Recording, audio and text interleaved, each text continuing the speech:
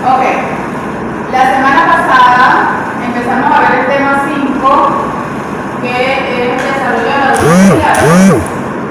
Y los que no pudieron asistir ya tienen el video en Moodle para que vean esa parte. Lo que vimos fue las etapas de Eric, de la adultez y la vejez, que serían de los 20 a los 30 años, adultez joven, intimidad versus aislamiento. Luego de los 30 a los 50, generatividad versus atracamiento. Y de los 50 en adelante, integridad versus desespero. Ahí lo tienen en el video. Y el día de hoy continuaremos con esta tema que es el último en la materia.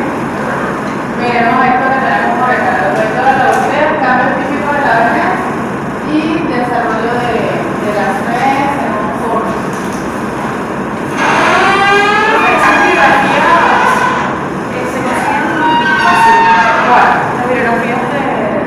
Este se los tienen en Moodle, eso sí. Y esto está en el capítulo del libro de manual.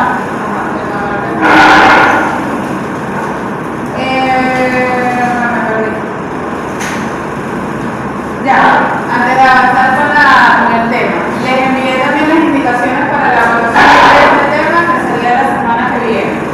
Sería 2 entrevistas. Una entrevista a un adulto joven entre 20 y 30 años y una entrevista a una persona mayor de 65 años. Son 5 preguntitas, o sea, no hay que andar súper entrevistas, son 5 preguntitas súper sencillas que se les envié también las indicaciones, algo así como que es importante para ti en la vida, qué crees, qué piensas de la muerte, cosas así, 5 preguntas generales. En caso de que ustedes durante la entrevista vean que es pertinente preguntar algo más, lo pueden hacer también.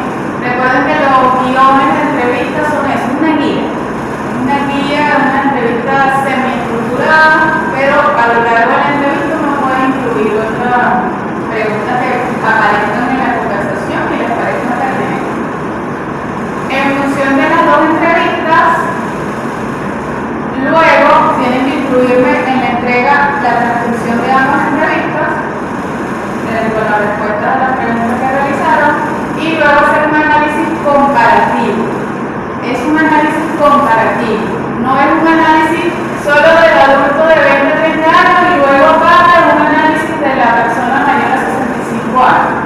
Es en función de lo que ustedes, de la respuesta a las preguntas, y en este caso no vamos a usar todas las teorías porque ya en la edad adulta, como les explicaba la semana pasada, hay mucho de los desarrollos evolutivos que ya se supone que se estabilizan en la adultez, que sí, para que llegue el pensamiento formal, para Freud la parte genital, y Erickson es uno de los pocos autores que realmente ha hecho estudios y analiza cambios en diferentes edades de la adultez, pero la mayoría de las teorías se mantiene como cierta estabilidad. Entonces no nos vamos a meter con esas teorías que ya realizamos bastante con la infancia y la adolescencia, sino que nos vamos a centrar, creo que les puse nada más la tienen las indicaciones, el desarrollo de la fe, ya, a ver, anotado aquí porque creo que solo me puse la de Erickson, evidentemente, desarrollo de la fe, desarrollo psicosocial de Erickson y desarrollo moral. Fueron las 3 que le coloqué. No recuerdo si les agregué bien lleno. ¿Te acuerdas? ¿Freud? No, Freud no. Sí, hay una vez no funcionó ahí. ¿A esta? No, para eso no. No, me refiero a esta.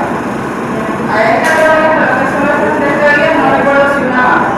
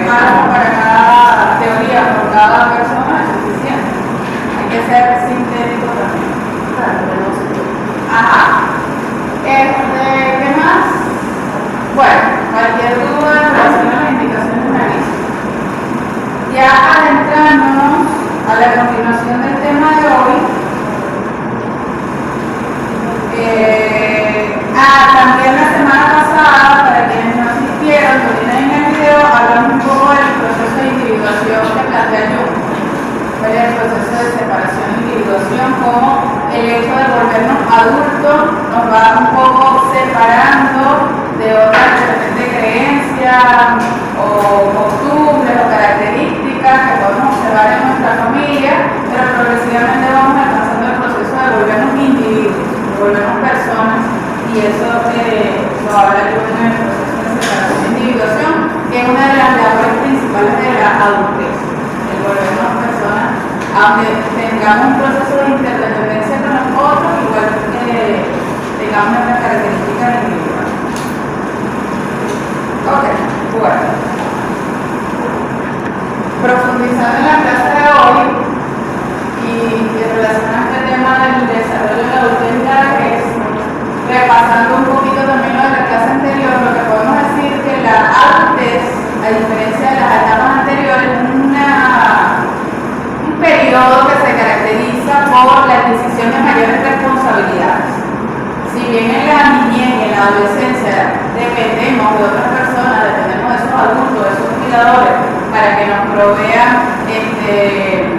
abrigo, comida, educación, todo eso, ya en la fase de la adultez que comienza ese proceso de separación e individuación de la corriente familiar, y los adultos se forman para ellos ser responsables de lo que les corresponde en su vida, de su mantenimiento en todos los sentidos, y también si es decisión de esos adultos, no solamente para ser ellos creadores de sus propias circunstancias, sino también el proveer para otras personas, en caso que decidan tener mascotas, hijos, maticas, o sea, es garantizar a sí mismo y a las demás personas con las que tiramos responsabilidades también ese abastecimiento de las necesidades básicas y las necesidades de satisfacción en la vida mientras sea posible. Entonces, en sí la adultez es una adquisición de responsabilidad. En ese sentido,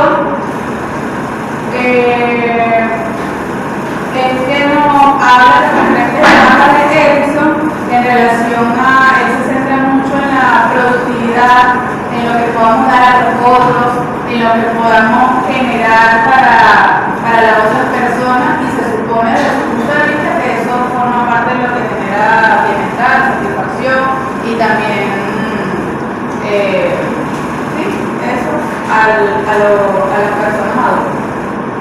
No, ya no está en esa etapa de recibir, sino también de dar a los otros. Ya cuando nos vamos avanzando en las diferentes edades de la adultez, es decir, ya hacia el adulto mayor, luego de 60, 65 años, una de las cosas que se espera es que haya esa especie de, bueno, ya lo que hice en la vida era lo que tenía que hacer, y por eso se da esa fase de integridad, donde la persona progresivamente, al sentir que ya hizo a lo que estaba llamado, se sienta más tranquilo. Vamos a ver qué encuentran ustedes en las entrevistas en relación a las personas mayores de 65 años, y ya puedo asumir el cierre de la vida y enfrentar la muerte desde una perspectiva más serena.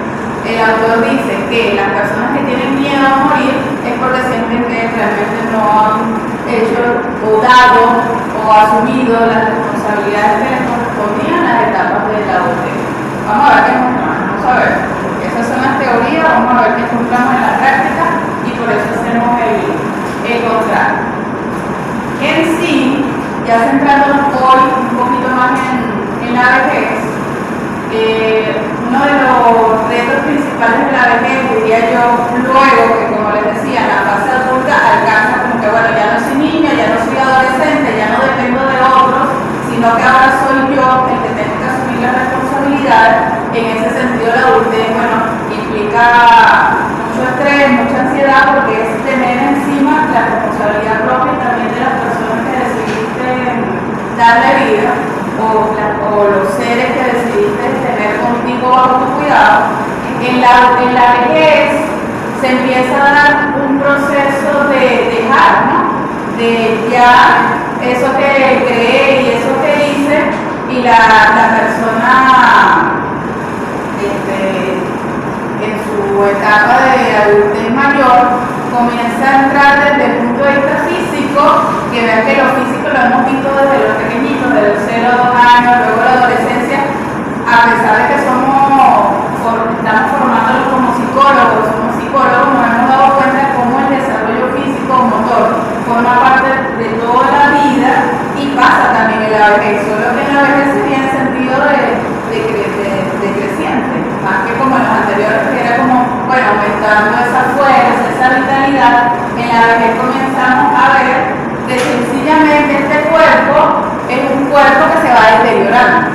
Es un cuerpo que va perdiendo fuerza, va perdiendo energía, va adquiriendo enfermedades o achaques, como lo dicen ellos mismos. O sea, siempre va a haber algo que va a empezar a doler, algo que, porque sencillamente forma parte pues, del desarrollo del cuerpo.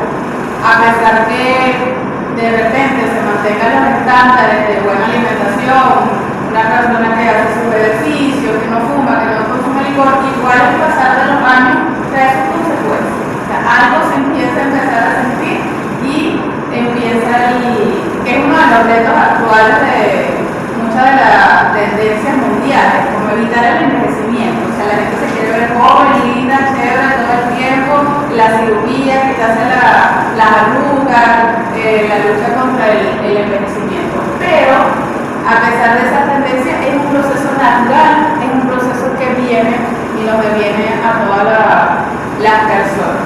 Entonces, las personas adultas mayores se ven con ese reto, la fuerza física, de la pérdida de la salud, porque progresivamente va sucediendo. Tiene que pasar la pérdida de fuerza. Se da naturalmente, o sea, se dice que a partir de los 40 años a nivel muscular hay una pérdida de masa muscular, ¿ok?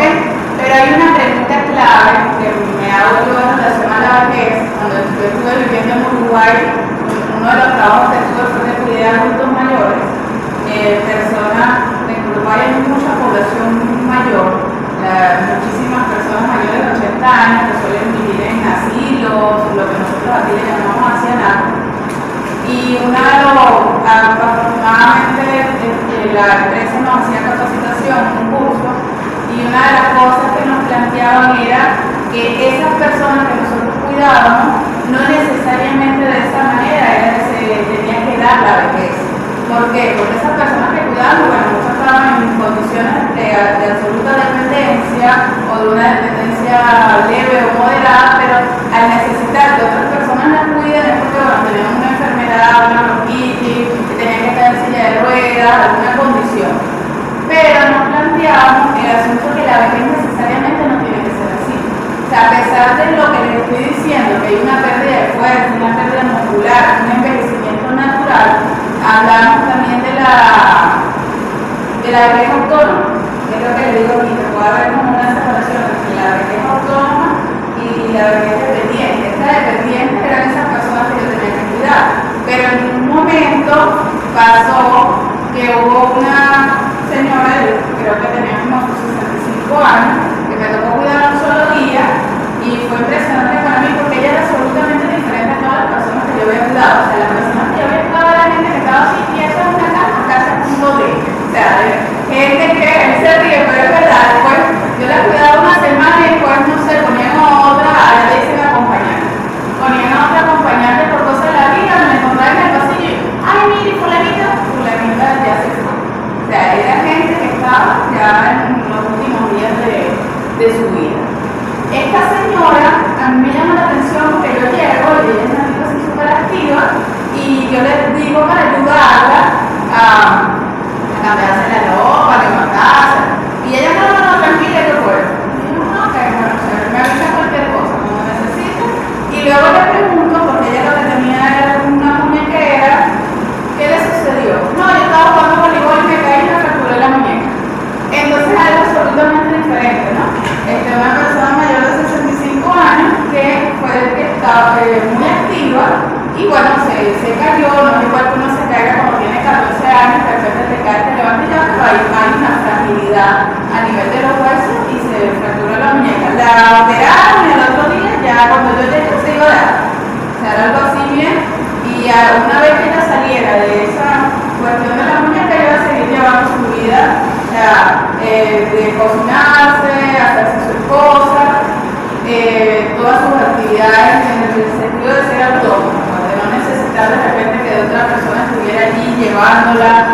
guiándola o haciéndole como que los diferentes cuidados de la vida cotidiana.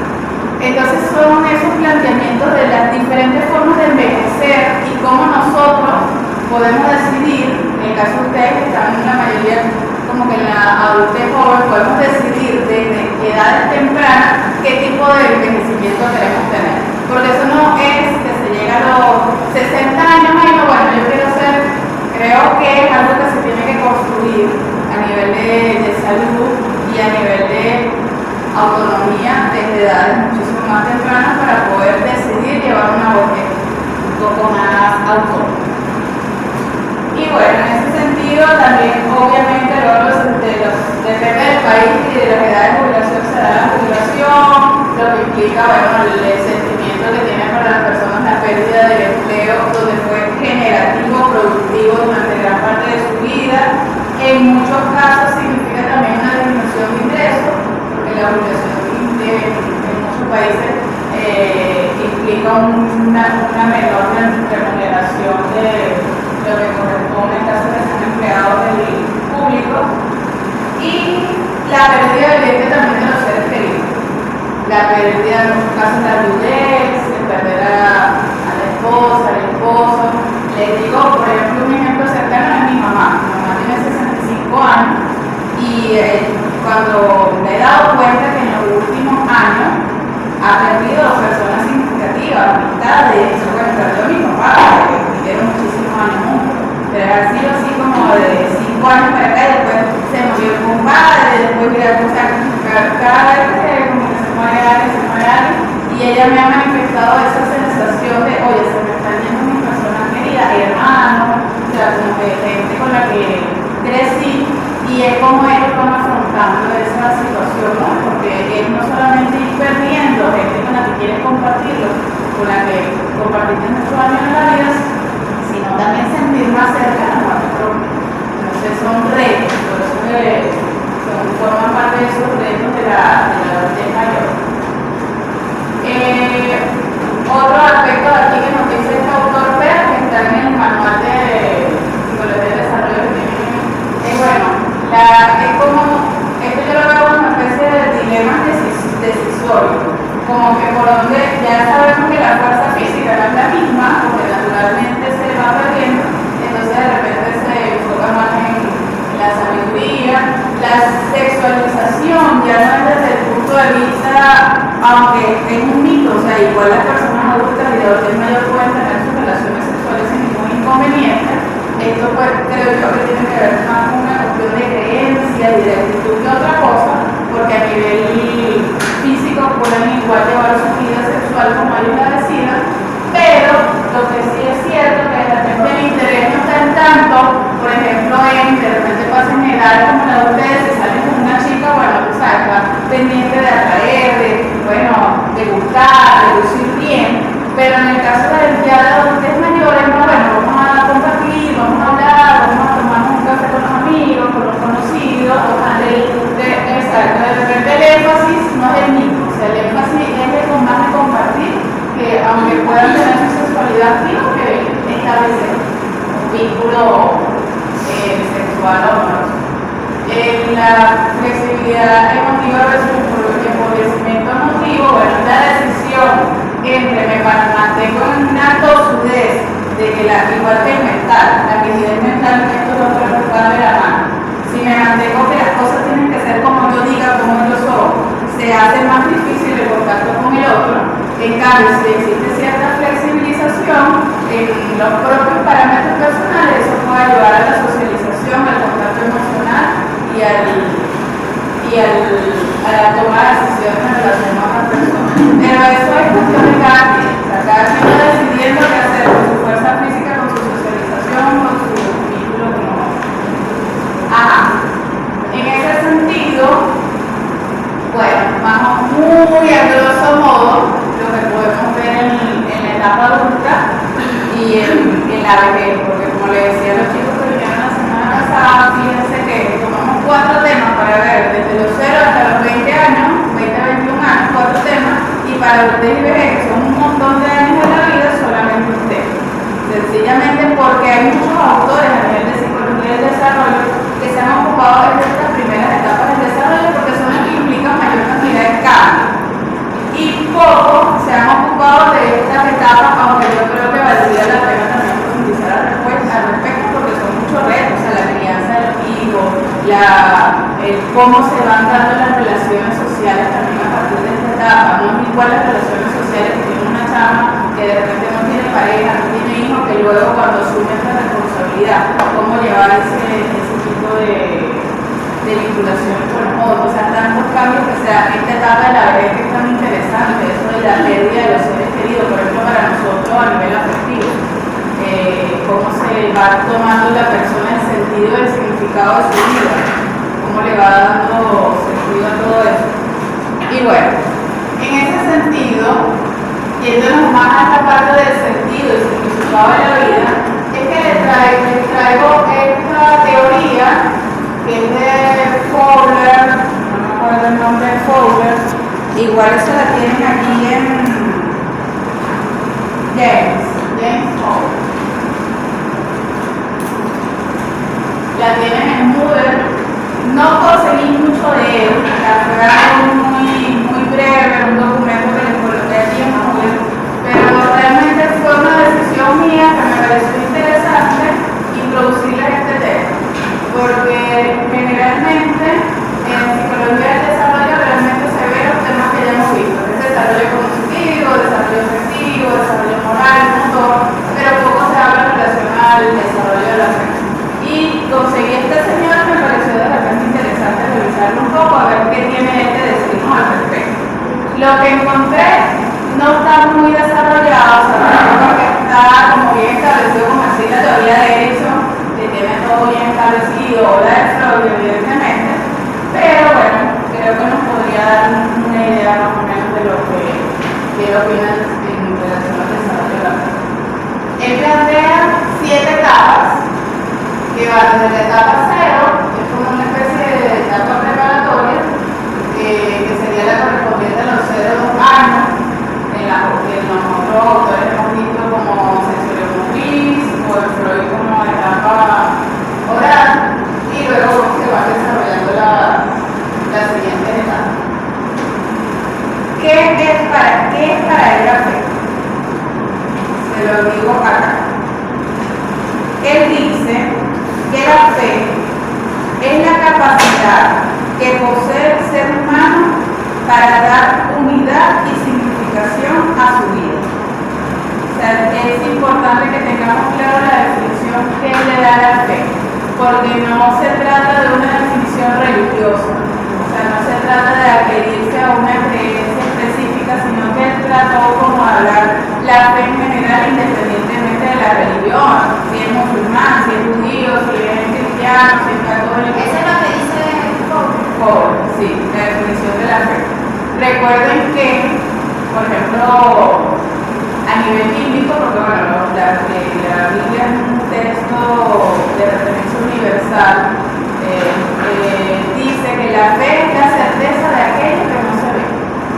La fe es la certeza, la fe es la certeza de lo que no se ve y la esperanza de lo que se espera.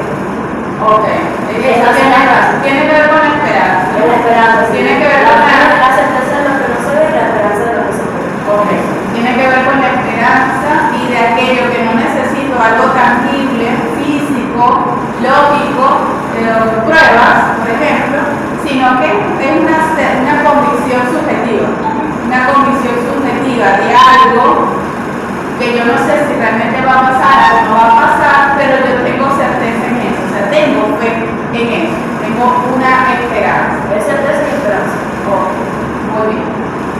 Entonces, esa sería la definición a nivel bíblica. Sí. Y Fowler nos habla de una fe vinculada al significado de la vida. Que yo creo que de alguna manera tal vez tiene cierta vinculación porque es muy subjetivo también, es como la conclusión que hace cada persona en relación a lo que es para esa persona la vida y qué le da sentido a su vida. En la forma como él lo refleja, de esta manera evolutiva, es, Vamos a empezar con la etapa 0, que sería la preprimaria indiferenciada. Como su nombre lo indica, indiferenciada en el sentido que, si lo relacionamos también con los otros teóricos del desarrollo, esta etapa el niño está como explorando, está como que sin mucho sentido, ¿no? O sea, a esa edad, como sabemos, el desarrollo cognitivo apenas está empezando y está vinculado con la forma como el bebé se relaciona con el mundo, tocando, agarrando, tomando. Entonces una fe que viene a formar parte de ese vínculo con los cuidadores. No sé si se acuerdan de la etapa de Erickson, que es la etapa de confianza versus desconfianza. Y de alguna manera el niño lo que termina es de confiar, si lo comparamos con esta definición de fe, de esperar algo, confiar en que el cuidador le va a dar o no le va a dar alimento, le va a dispensar la satisfacción de sus necesidades básicas. Entonces esta fe inicial depende de eso, de que si el cuidador me responde o no me responde a mi necesidad. Vamos a ver cuál es el que dice aquí. Dice: apenas se van dando los pasos iniciales en el mundo de las reciprocidades, o sea, respecto de que se plantea con el cuidador en una relación recíproca. Incluye las relaciones con cuidadores, el fortalecimiento de la confianza, la autonomía y la esperanza de que el otro va a dispensar esos cuidados. Luego tenemos la etapa 1, que es la de una fe intuitiva de los 3 a 7 años. Fe intuitiva. Dice: perciben la realidad por medio de la intuición. Corresponde con la fase preoperacional de Piaget y con la etapa preconvencional de Goldman. Va emergiendo una fe altamente influenciada por la imaginación y la fantasía. Véanse que si recordamos la etapa de Piaget, esta es la etapa del juego simbólico, esta es la etapa en que los niños hacen imitación. O sea, vean cómo todo está vinculado. No es que tenemos una persona separada que hace una cosa por aquí a nivel cognitivo y la otra va por otro lado. Todo va relacionado. Es la en que los niños juegan mucho, proyectan a través del juego sus sentimientos, sus emociones y se expresan de alguna manera a través del mundo. Y la fe no viene a ser diferente. Fíjense que esta edad de la imaginación y de la fantasía es la edad también del ratoncito. ¿Sí? Es tener fe en que va a venir ese ratoncito, depende cómo me lo hayan dibujado, lo que mi papá, que cuando me sacan un dientecito yo tengo fe, me lo pongo a doblar más y al otro día va a llegar el billetico, el regalito de que me da el ratoncito. ¿Sí? Y también la edad del niño Jesús. Depende cómo se llame en cada familia, Santa Claus, el niño Jesús, esa persona que te deja los regalos. Entonces, de alguna manera, como sabemos que los niños en esa edad están en esa etapa de fantasía, nosotros los adultos se la alimentamos también. Porque a muchos papás les gusta que esos niños mantengan, como dice, que mantengan su inocencia, que mantengan esa idea de que va a venir un ser mágico, porque tanto el niño Jesús como el ratoncito son seres mágicos que de alguna también está un ser mágico que va a venir y te va a dar una recompensa por lo bien que te portaste o por lo valiente que fuiste a dejarte sacar el día. Entonces esa edad de fe intuitiva, donde hay confianza, esa fantasía que alimentamos ahora. Esta fe, dice Fogler, carece de reflexión. Claro, porque los niños no se van preguntando, bueno, un porcentaje, hay otros que son un poco más curiosos, pero hay un porcentaje de niños que no van a ir, ay, sí, ¿de dónde sale ese ratón Pérez? Y ellos empiezan a preguntar, ¿y de dónde sale el ratón Pérez? ¿Y ese niño de dónde viene? ¿O Santa Claus? Y entonces ahí dice, papá y mamá no hayan que hacer y dar respuesta, bueno, que quieren mantener esa fe hasta más alta edad. ¿Okay? Predomina una actitud egocentrista que posibilita al niño considerar la perspectiva de los demás, aquí les tengo un ejemplo, unos niñitos oye, pero tercer grado son unos niños más grandes, ya tercer grado son 8 años, pero es que los papás, a pesar de que los niños aumentan en edad, ellos los quieren seguir manteniendo en esta etapa chiquitita. Me pasó que un niñito de tercer grado empezó a decirle a los otros niñitos, no, es que el niño Jesús no existe, Santa Claus no existe, no, y entonces los otros papás atacados, ay, que le va a quitar la inocencia a mis hijos, que llegaron sus hijos, de repente a la casa, mira, fulanito está diciendo que el niño Jesús no existe, mamá, que eso eres tú, y mamá y mi papá que nos dejan de regalo, y mi hermano hizo eso, y ella le dijo que, para cómo para nosotros, no, mira la trata del diente y ya, directo, se va a dar con el dedo a la cosa. Pero bueno, o sea, yo creo que los niños a alguna edad empiezan a cuestionarse, pues, porque se va dando también el desarrollo cognitivo que va haciendo asociación de ideas, ya no es simplemente como que papá, mamá me dicen que es eso y yo lo cumplo, sino que comienzan a hacerse preguntas y meterle la lógica al asunto.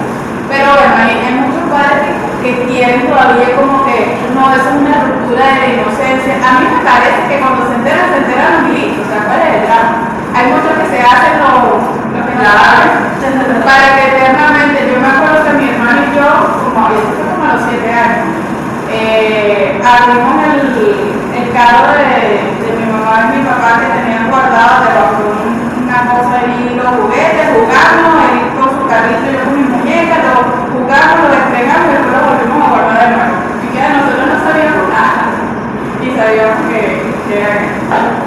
¿Okay? Ajá. Luego, en la etapa 2, el autor dice que sería la fe mística literal, que es entre los 8 y 12 años. Esta es la edad donde en la religión católica los niños toman la comunión. Como que les hacen todo el procedimiento de catecismo, de preparación. Doy este ejemplo porque yo creo que nos ayuda un poco a entender cuál es la concepción de la fe en esta etapa, aunque ya les dije que no tiene que ver con una concepción religiosa. Pero nos ayuda a entender porque hay que hablar de la fe mística literal. O sea, ahí le enseñan a los niños como que no, mira, esto pasó así, la historia es que vino el ángel Gabriel, le dijo a la Virgen María que ella iba a traer un niño al mundo. Entonces, el niño a esta edad como que literalmente piensa que esto fue así. Cuando vamos avanzando un poco en edades, nos damos cuenta, o nos dice la misma religión, que esto es algo metafórico. Son metáforas. Pero bueno, en esta edad es literal. Eso pasó así tal cual como el poeta dice. A ver qué dice esta señora. Dice que comienza a haber una diferencia entre la fantasía y la realidad gracias al desarrollo del pensamiento lógico, aunque esta queda limitada a situaciones concretas. Recuerden que la etapa en la que se encuentran estos niños operaciones concretas es el manejo concreto con los materiales del mundo real, con la masa, el peso, todos estos ejemplos que vimos al respecto. O sea, todavía no hay un desarrollo de pensamiento abstracto, estamos todavía muy concretos, por eso él dice que se mantiene en esta fase literal. Interpreta de manera literal las narraciones, creencias, valores y prácticas que simbolizan la pertenencia a una comunidad. A mí me pasó eso. Por ejemplo, cuando yo leí la de Adán y Eva, yo pensé que era literal. ¿Qué era así? Sí. Porque esa es la forma como es enseñado a esta edad, también como que y la manzana. ¿Qué pasó con esa gente? La manzana, todo eso. La capacidad narrativa como forma de dar valor y sentido a la experiencia. Esta es la edad también donde se considera un dios antropomorfo. O sea, en esta edad pequeña, uno le cuenta todo eso a Adán y Eva y piensa también que Dios es un tipo así como nosotros, una persona con barba, viejito, porque es la noción que se enseña también a esta edad. ¿Okay? Luego progresivamente nos dice el autor que a medida que va pasando la evolución de la fe, se va teniendo una idea diferente de Dios, más vinculada a un símbolo, a una idea, que realmente a una persona física antropomorfa. Etapa 2, etapa 3. Fe sintética y convencional. De los 13 a los 19 años. Hay otro elemento importante que señala el autor, creo que se lo dije hace rato, pero se lo vuelvo a repetir, porque ustedes de repente van a encontrar en las personas que entrevisten que pongan, tienen los de más de 65 años, no necesariamente van a estar en esta última etapa de la fe. Fowler dice que en los estudios que ha hecho y los análisis en diferentes ciudades, en sociedades, en diferentes contextos, en diferentes religiones, es muy común que las personas se queden estancadas en esta primera fase de la vida, sobre todo en esto. Y que a pesar de que se va avanzando en años, desde el punto de vista cronológico, se va avanzando en edad y se va avanzando en niveles de pensamiento, por ejemplo, lo que dicen de ayer, el pensamiento abstracto, nos quedamos acá. Y si se ponen a ver es así, porque sin ánimos acá, yo sé que de repente habrá personas que tienen diferentes religiones, pero recuerden que aquí estamos haciendo un análisis a partir de lo que dice un autor. Mucho de lo que se enseña actualmente en las religiones está basado también en la literalidad, como que eso es así, eso pasó así, y las personas que profesan esa religión, en muchos casos, siguen considerando eso de esa forma. Ahí desde el punto de vista de Fowler, como que bueno, se quedaron en interfaces porque realmente lo fomenta la religión de esa manera. O sea, es la forma en que intenta transmitir su creencia a sus seguidores. Mi papá es cristiano y él cree que literalmente... Es así. O sea, no hubo como hacia algo simbólico, sí, hacia algo metafórico. Bueno, yo creo que no tendría sentido cuestionar eso. Bueno, yo soy más agnóstico, yo no... Entonces, yo a veces tengo como roces con él y él me explica la Biblia literal. Eso pasó así. Es para la santidad. Bueno, yo creo que hay personas con las que se puede hablar de eso y la discusión es como abierta, como otras personas que me dicen, bueno, yo tengo muchísimas tías que están en la edad después de los 65 años y igualmente su fe sigue siendo literal. De repente en algún momento de mi vida yo pensé que podría hablar de eso, pero ya llega un punto de que, mira, ¿sabes qué? Su creencia es diferente y ya, como que no hay forma porque es su decisión, como que es su forma de ver la fe. Ajá, vamos por sintética convencional. Es una fe, bueno, puede ser en esta etapa también, ¿no? O sea, no, le nombré esta como un ejemplo porque era la que estábamos hablando, pero él dice que la sintética convencional es una fe conformista, ya que sigue estando sujeta a las expectativas y juicio de los demás, en especial a los grupos que pertenecen. O sea, es convencional en el sentido que se apega a lo que dice el grupo o el contexto en el que se encuentra la persona. No hay un cuestionamiento como de esas pautas y de esa normativa. El manejo de los símbolos va adquiriendo mayor complejidad, aunque la persona llega a desmitificar o producir un significado conceptual de los mismos.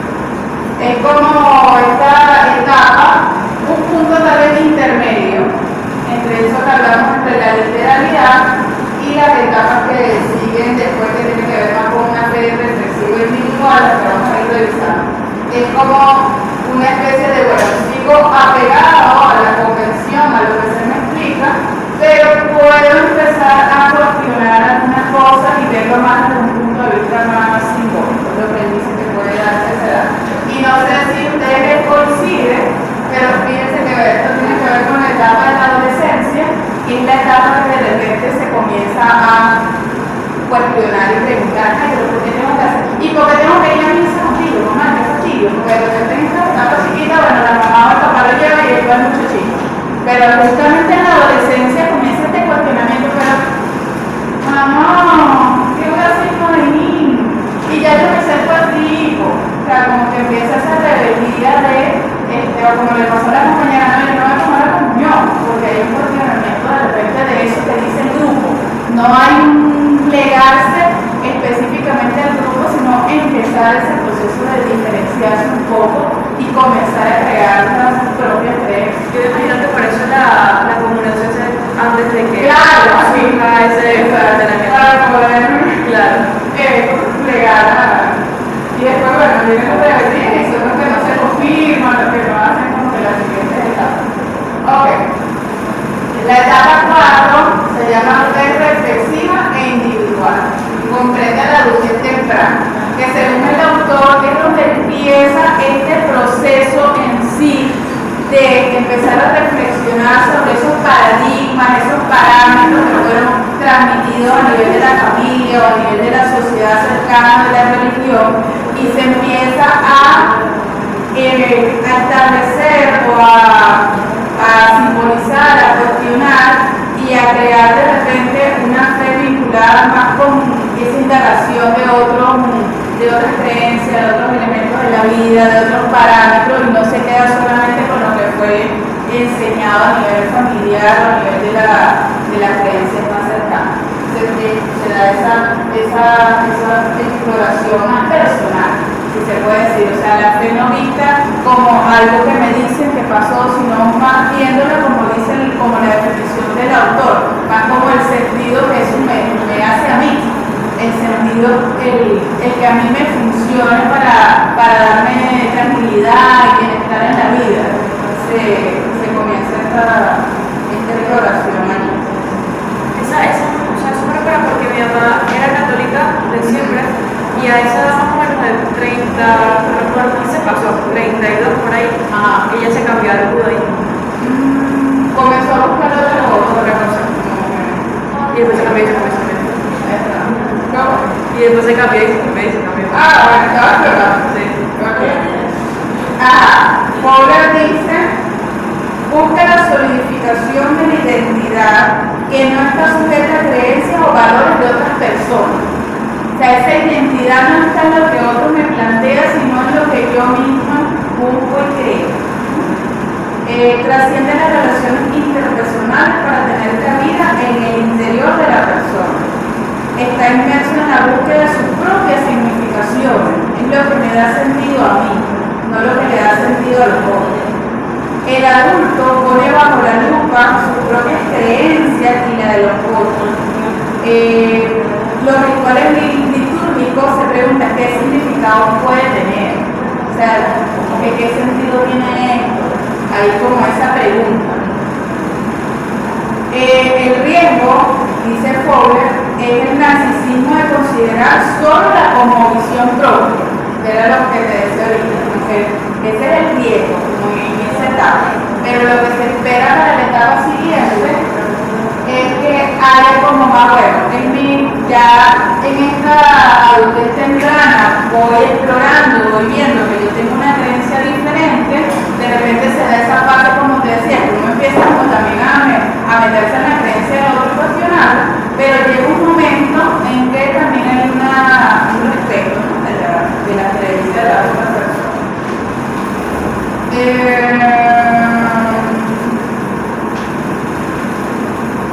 A mí en lo personal me sucedió, a pesar de que yo no estoy en la adultez temprana, estoy un poquito más arriba, pero me sentí identificada cuando le pedí esta parte de la búsqueda de las propias significaciones, de lo que le da sentido a la vida. Es que cuando mi papá falleció, evidentemente por tradición católica salen todos los rituales católicos y yo asistí, yo los hice y en ese momento me ayudaron y me dieron sentido, pues sentí reconfort. Pero que si los rezos y todas estas cosas. Pero llegó un momento en que ya no. O sea, llegó un momento en que, bueno, mi mamá siguió con su cuestión de hacerle la misa todos los meses, no sé qué más, y yo, bueno, mamá, si esto te hace sentir bien a ti, buenísimo. Pero yo le decía a ella, o sea, se le expresaba de una manera de crítica, ni nada por el estilo, sino bueno, tú haz tu cosa. Pero yo le decía que me sentía bien con que ella lo hiciera, porque de alguna manera, bueno, si eso le ayudaba buenísimo para él, pero que a mí no me era suficiente. O sea, que a mí había algo más, había otras cosas. Entonces, bueno, yo me fui como que más a buscar otras perspectivas religiosas, del budismo, de otras tendencias, y a mí en particular me hacían sentir más tranquila. Era como que sentía no solamente una ayuda hacia él, sino también hacia hacia mí, exacto, era otra cosa. Entonces, bueno, creo que tiene que ver con eso que dice el autor de buscar el significado propio personal, que a veces puede ser que estemos en esa edad en que nos plegamos a la creencia religiosa que nos enseñaron por convención, pero también vamos buscando otras cosas que nos hacen sentir. Y la etapa 5, adultez media, que se llama conjuntiva. ¿Qué es conjuntiva? Él dice, la persona supera los relativismos de los símbolos y de las interpretaciones. Se encamina a trascender sus propios valores y visión del mundo para reconocer el valor de la existencia de otras creencias y verdades, que sería la etapa que les decía ahorita. Aflora una apertura introspectiva, conjuga las creencias propias y la visión que tiene la persona de sí misma y del entorno social. Tiene una apertura hacia el reconocimiento de las verdades y creencias de otras personas o grupos, aun cuando disten de las suyas. Y se inclina más por comprender que por explicar o defender tajantemente un solo punto de vista, que era la que le referí ahorita. O sea, comienza, aquí en la etapa 4, comienza a ver como esa identificación con lo que te hace sentido a ti, y de repente en ese momento defendemos un poco esa diferenciación con la fe de otros, pero luego cuando se llega a la etapa 5 es bueno, esto es lo que me hace sentido a mí, pero respeto también las otras posturas o las otras creencias, lo que le ayuda a otras personas a sentirse bien con sentido en su vida, que es la definición que le da Fowler a la fe. Eso te ayuda a la unidad y el sentido y el significado de la vida de cada persona. Y la etapa 6 te la da muy poca gente la logra, que es la que según él se correspondería a la fase de la vejez, pero como le dijimos ahorita, conocemos muchas personas que son adultos mayores que se quedaron como por aquí, ¿no? Pero él dice, imagínense ustedes, los ejemplos que dan para la fe universal, Mahatma Gandhi, Jesús, o sea, gente que ha logrado un nivel él dice que es una fe universal en el sentido que son personas que ya no luchan por mi creencia, lo que le da sentido a mi vida, sino por esos valores universales que no les importó dar la vida de ellos por ninguna creencia de muchas personas. Entonces, bueno, creo que es un nivel difícil de lograr, por eso es que hay contadas personas en el planeta que lo han hecho. La Madre Teresa de Calcuta, nombra Martin Luther King, y les veo un poquito lo que él manifiesta. La persona manifiesta un compromiso inequívoco con el establecimiento de la verdad y la justicia, cuyo liderazgo y motivación le lleva a enfrentarse a los sistemas que obstaculizan la inclusividad y la libertad. Hay una superación total de cualquier rasgo de egocentrismo, o sea, no es que es mi fe y esto es lo que yo creo, es lo que ellos consideran que beneficia a la humanidad. La persona es capaz de anteponer hasta su propia seguridad, como les decía ahorita, hasta su propia vida en favor de las ideales que defienden el beneficio de la humanidad. Llegar a esta etapa no implica que estas personas sean perfectas, son conscientes de sus debilidades y limitaciones, pero cuyo compromiso y liderazgo son puestos al servicio de Dios, y aquí no un Dios como se concibe en esta etapa, un Dios antropomorfo, sino un Dios visto más como un simbolismo de bienestar y del bienestar común de la humanidad. Y el reclamo es capaz de trascender sus propios intereses para pensar en el bien común. O sea, esa idea de Dios como un bien hacia todas las personas. Entonces, bueno, vamos a ver qué encuentran ustedes en las entrevistas que realicen. Una de las ideas es que, como van a tener preguntas vinculadas con qué es para ti la vida y qué crees, a ver qué surge en esas personas que ustedes entrevistan, y recuerden que independientemente de la edad cronológica en la que se encuentren, podemos ubicar a ver como que qué tipo de fe tienen para esa persona. Si se mantienen una fe literal, como ese Adán y Eva y la manzana, o si ya hay un análisis de otras formas de ver la de lo que le hace sentido a su vida y le ayuda a sentirse bien. ¿Ok? Bueno, chicas y chicas, ¿algún planteamiento, pregunta, algo por mi parte ya? Ajá.